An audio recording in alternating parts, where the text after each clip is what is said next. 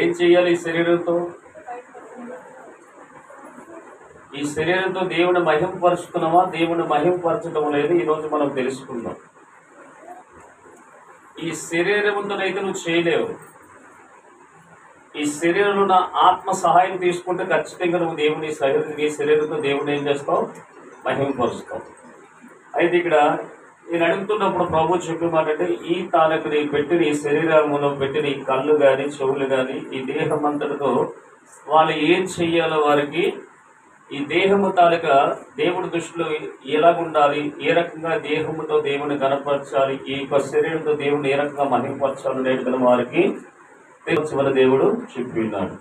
నేను కొన్ని విషయాలు ఆశ్చర్యకరమైన విషయాలు మీకు చెప్పి పంపించవచ్చు. దానివల్ల మీకు ప్రయోజనం లేదు. మీ శరీరాన్ని దేవుడు ఎందుకు పెట్టాడు, ఆ శరీరంలో మంచి చక్కటి కళ్ళు ఎందుకు ఇచ్చాడో, మీకు చెవులు ఎందుకు ఇచ్చాడో, మీరు మనసులో రెండు ఇచ్చాడు, మీకు నోట్లో చిన్న కనబడనిది చిన్న నాలుక మీద నోట్లో ఎందుకు పెట్టాడో మీకు తెలియాలి. ఏం చేస్తాయో మీరు తెలుసుకోవాలి. మీలో ఉన్న నాలుక మిమ్మల్ని మంచిలోకి తీసుకెళ్తుందా, చెడులోకి తీసుకెళ్తుందా, నరకానికి తీసుకెళ్తుందా, లేకపోతే పాతాళాలకు తీసుకెళ్తుందా, లేకపోతే అది మృతుల లోకంలో తీసుకెళ్తుందా, లేకపోతే అది పరదేశంలోకి తీసుకెళ్తుందా, లేకపోతే అది పరలోకంలో తీసుకెళ్తుందా? నీలో ఉన్న అవయవం కనబడదు ఏదైనా ఉందంటే నీలో ఉన్న నాలుకే బయటికి కనబడుతుంది. కనబడుతుంది ఏంటి? నీ శరీరంలో నాలుగు బయట కనబడదు ఏంటి? చెప్పండి. ఎక్కడ పెట్టాడు? లోపల పెట్టాడు. ఈ లోపల ఉన్న నాలిక వల్ల మీ శరీరం దేవుని కనపరచడం లేదంట. నీలో ఉన్న నాలికను బట్టి నువ్వు దేహాన్ని ఈ శరీరాన్ని ఏం చేస్తున్నావు? దేవుడికి ఉపయోగకరంగా నువ్వు చేసుకోవటం లేదంట. ఈ చిన్న నాలిక నీ శరీరం అంతటినీ కంట్రోల్ చేస్తుంది. నరమలేని ఈ నాలిక నిన్ను దేవుడికి దూరం చేస్తుంది. నరమలేని ఈ నాలిక దేవుడిని కనపరచకుండా చేస్తుంది ఈ దేహముతో. అది మీకు చెప్తాను. ఫస్ట్ ఆఫ్ ఆల్ 3 నీతిమంతులు ఉన్నారు బైబిల్లో, 4. అందులో 3 కోసం మీకు చెప్తాను. దానియేలు గ్రంథము 3వ అధ్యాయము. వారి దేహములతో దేవుని ఎలా కనపరచడం మనం చూసుకుందాం. దానియేలు గ్రంథము 3వ అధ్యాయము 28వ వచనంలో ఆనాటి కాలంలో పరిపాలిస్తున్న రాజు 3 నీతిమంతుల కొరకు ఒక టెస్టిమనీ చెప్తుంటే సాక్ష్యము చదవాలి తల్లి. నెబుకద్నెజరు, షద్రక్,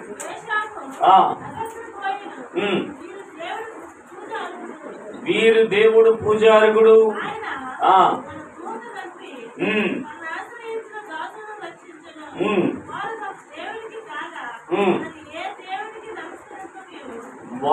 వారు దేవుడికి కాక మరి ఏ దేవుడికి కూడా నమస్కారము చేయక ఉన్నారు. ఇంకా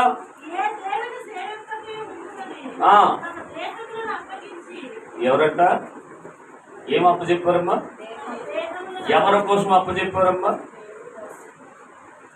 బాగా చదువుతున్నాం. షద్రక్, మేషక్, అబేద్నెగో ఈ 3 నీతిమంతులంట.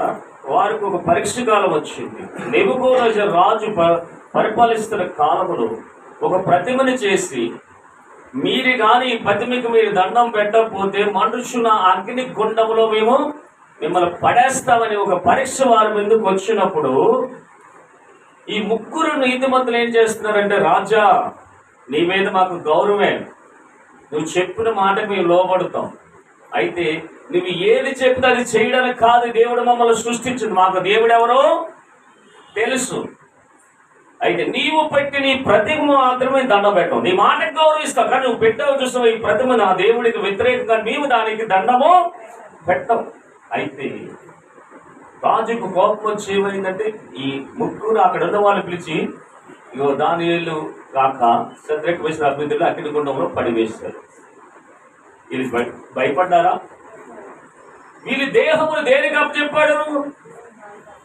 దేవుడు సేవకులేని 3 ఏం చేశారంటే, ఈ నీతిమంతులని సేవకులు ఏం చేశారంటే దేవుడికి భయపడ్డారు, రాజుకు భయపడలేదు, ప్రతిమకు భయపడలేదు, వారి దేహములు ఏమైపోతారని భయపడలేదు. ఈ శరీరము అగ్నికి ఏం చేశారంట?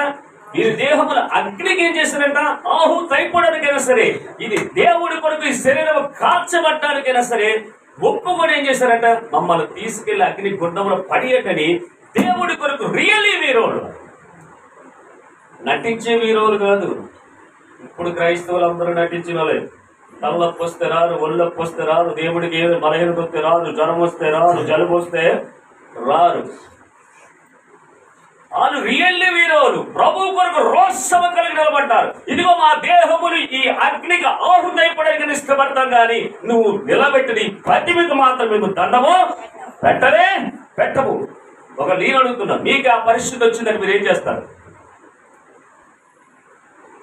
బతికుంటే పట్టణంలో అమ్ముకుంటాం, ఇది ఎవడ పడతాడు? అందుకని 3-4 కూర్చుంటే కదా కొంతకాలం హ్యాపీగా ఉంటాం కదా.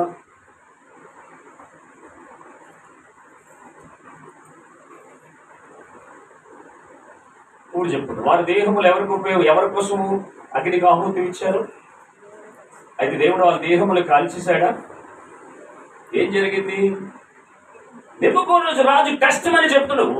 శద్రకు మేషకు అబేద్నెగోలు పూజిస్తున్న దేవుడు, పూజకు అరుగుడు, ప్రార్థనకు యోగుడు, ఆరాధనకు యోగుడు, దేవుడు అందానికి అరగంత కలగల మహాపరిశుద్ధుడైన దేవుడు వారు శద్రకు మేషకు పూజిస్తున్న దేవుడు. ఎవరెక్కడ? అగ్నిగుండంలో 4వ వ్యక్తి ఎవరున్నారు వాళ్ళతో పాటు? దేవుడు వారు మాట్లాడే ప్రతి స్థితిని విన్నాడు. ఆమేన్. వారికంటే ముందుగా ఒక దూతను అగ్నిగుండంలోకి పంపించాడు. పైకి తీసుకొచ్చిన వాళ్ళు చూసిన తర్వాత ఒక ఆజ్ఞ జారీ చేశాడు నెబుకద్నెజరు. ఇదిగో శద్రకు మేషకు అబేద్నెగోలు పూజిస్తున్న దేవుడే దేవుడు, ఈ లోకంలో ఆ దేవుడు తప్ప ఇంకొక దేవుడు లేడని వారి దేహములతో కూడా దేవుడి గణపరిచిన వ్యక్తులు 3. ఆమేన్. ఇప్పుడు చెప్పండి, మన దేహంతో ఏం చేస్తున్నాం? చేతులు ఎత్తి అల్లులి చెప్పండి అంటే సొంత చేతుల్లాగా ఎక్కడికి? ఈ దేహంలో భాగమే కదా చేతులు. మీకు తెలుసా మీ అవయవ భాగాలు దేనితో పోల్చాడు తెలుసా యేసు ప్రభు వారు? 1 కొరింథీ 6వ అధ్యాయము 15వ వచనం ఒకసారి చదవండి. మీ దేహము ఏదేటమా? మీ దేహములు బాగా చెప్తాడు పౌలు భక్తులు కొరింథీ సంఘంతో, దేవుడి బిడ్డలారా మీ దేహము క్రీస్తుకు సాదృశ్యముగా ఆయన అవయవ భాగాలతో సాదృశ్యంగా ఉన్నాయంట. అంటే దేవుడికి ఎన్ని ఉంటాయి? కళ్ళు ఉంటే మీకు 2 కళ్ళు ఇచ్చాడు. దేవుడికి నోరు ఉంటే మీకు నోరు పెట్టాడు. దేవుడికి 2 చెవులు ఉన్నాయి, చెవులు పెట్టాడు. దేవుడికి 2 చేతులు ఉన్నాయి, చేతులు. 2 కాళ్ళు ఉంటే పెట్టాడు. మరి నీ దేహముతో దేవుడు దేహములను అవయవ భాగాలతో పోల్చాడు కదా, నీ అవయవ భాగాలే. మరి నీ అవయవ భాగంతో దేవుడికి ఏం చేయాలి నువ్వు? దేవుడి కొరకు వారు శరీరములతో సహా అగ్నిలోకి వెళ్ళిపోయి ఈ శరీరం పాడైపోయిన మట్టి అయిపోయిన కాల్చబడిన ఈ శరీరం కోసం కాకుండా మమ్మల్ని ఈ లోకంలో కొంతకాలం మమ్మల్ని జీవింపజేసి సత్యమును తెలుసుకున్న ఆ దేవుడి కొరకు ఈ దేహము అనబడుతున్న ఈ శరీరము కాల్చబడడానికైనా సిద్ధపడిన భక్తులు శద్రకు మేషకు అబేద్నెగోలు.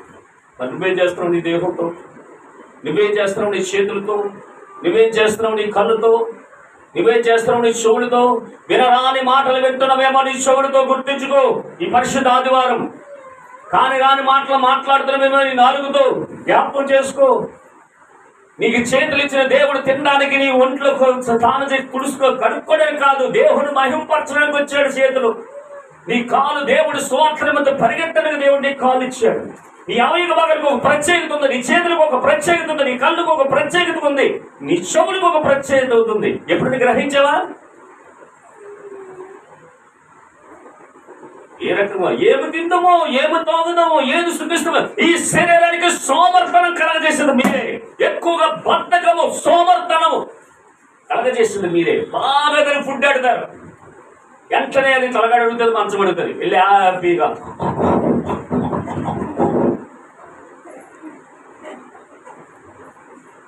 దేవుడి స్తుతించరు, దేవుడి మహిమపరచరు, దేవుడి గణపరచరు, దేవుడికి వ్యతిరేకంగా. లేదు మా పేట వేగులేసిపోతాను. నేను ఇంటికాడ అయితే పాపం 5 గంటలకు లేస్తాను. హాస్టల్ దగ్గర పొద్దుగా ఏం చేస్తుందంట 7 గంటలు వేసిపోతాను. మా పాప ఉంది పెద్దది ఇక్కడ. అమ్మ మా ఎన్ని గంటలు ఇస్తాడమ్మా? మా పేటర్ అమ్మా ఎక్కడ రోజు ఏ టైం అమ్మా?